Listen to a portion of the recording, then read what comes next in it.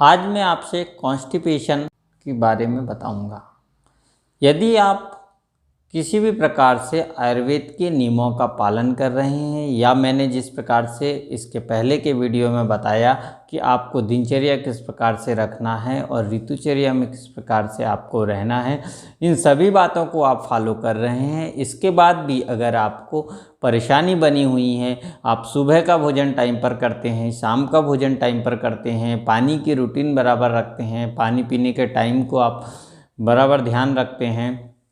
सभी चीज़ों को फॉलो करते हैं, भोजन आपको अच्छा कर रहे हैं, आप सभी बातें होते हुए या फिर ऐसा भोजन कर रहे हैं जो आपके लिए सुपाच्य हो, शरीर के लिए अच्छा हो, यह सभी बातों को फॉलो करने के बाद भी आप कब्जियत से परेशान हैं तो इसके क्या कारण हो सकते हैं, इन्हीं विषय पर हम आपको प्रकाश डालेंगे। मैं डॉक्टर मोरेश्वर अर्क आयुर्वेद में आपका स्वागत करता हूं। अभी तक आपने हमारे YouTube चैनल को सब्सक्राइब नहीं किया है तो सब्सक्राइब कर लें, साइड में बेल आइकन को प्रेस कर लें ताकि नई वीडियो की जानकारी आपको मिलती रहे। क्या कारण है कि आप सभी नियमों का पालन कर रहे हैं, दिनचर्या, ऋतुचर्या तथा खाने का जो नियम है, शेड्यूल है, उसे फॉलो कर रहे हैं तथा अच्छा आहार ले रहे हो, सभी चीज़ें पौष्टिक चीज़ें ले रहे हो, फिर भी आपको समस्या इस प्रकार की बनी हुई है, तो हो सकता है कि आपको किसी प्रकार से मानसिक टेंशन हो या आपको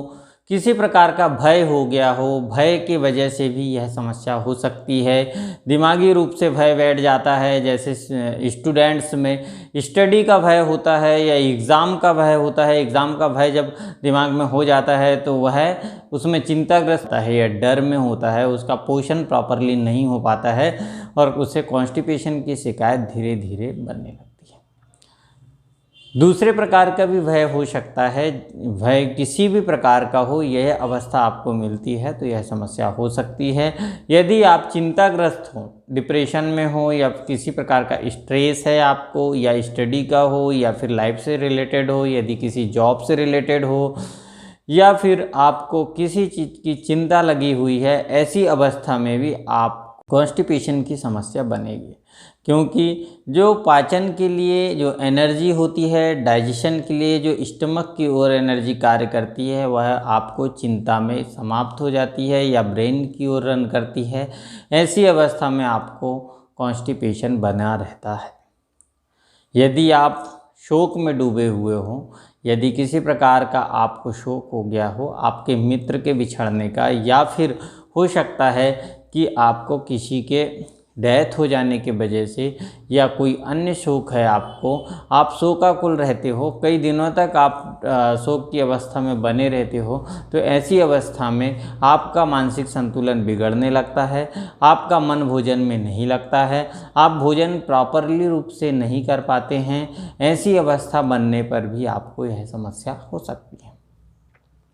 या हो सकता है जो पित्त प्रकृति के लोग रहते हैं, ऐसे लोग क्रोधित जल्दी हो जाते हैं और क्रोधित होने पर, क्रोध के आने से एनर्जी जो होती है पाचन की ओर ना जाते हुए वह आपके ब्रेन की ओर रन करती है और मानसिक की ओर जाकर यह आपको नुकसान पहुंचाती है और कॉन्स्टिपेशन को क्रिएट करती है। कई बार यह भी समस्या आती है कि आप मानसिक रूप से विकृत होने की कगार पे होते हो या फिर आपको इस प्रकार के लक्षण होते हैं तो आप भोजन जब करना होता है तब नहीं कर पाते हैं, या फिर कहें कि जब भूख लगी होती है ऐसी अवस्था में भोजन नहीं करते हैं, या फिर जब भूख नहीं होती है उस समय भोजन करते हो, तो ऐसी अवस्था में भी आपको कॉन्स्टिपेशन बना रह सकता है। तो यह आवश्यक नहीं है कि आप जो दिनचर्या बता रहे हैं उसके साथ साथ आपका मानसिक संतुलन, मेंटल हेल्थ प्रॉपरली होती है तो आपको कॉन्स्टिपेशन की शिकायत नहीं होगी। इसके लिए आप जिस वजह से आपको या तो मेंटल प्रॉब्लम हो रही है या फिर शोक, भय, चिंता या क्रोध आ रहा है, उन चीज़ों को आप छोड़ देंगे, उन चीज़ों को हटा देंगे, उससे आपको लाभ होने लगेगा। यदि फिर भी आपको आराम नहीं मिलता है तो आप पंचकर्मा थेरेपी ले सकते हैं, या फिर हमने इससे पहले के वीडियो में आपको बताया हुआ है यदि कॉन्स्टिपेशन होता है तो आप इन मेडिसिन का सेवन कर सकते हैं। उस वीडियो को आप देखकर उन दवाइयों का प्रयोग करके आप लाभ ले सकते हैं। आज के लिए इतना ही। नमस्कार।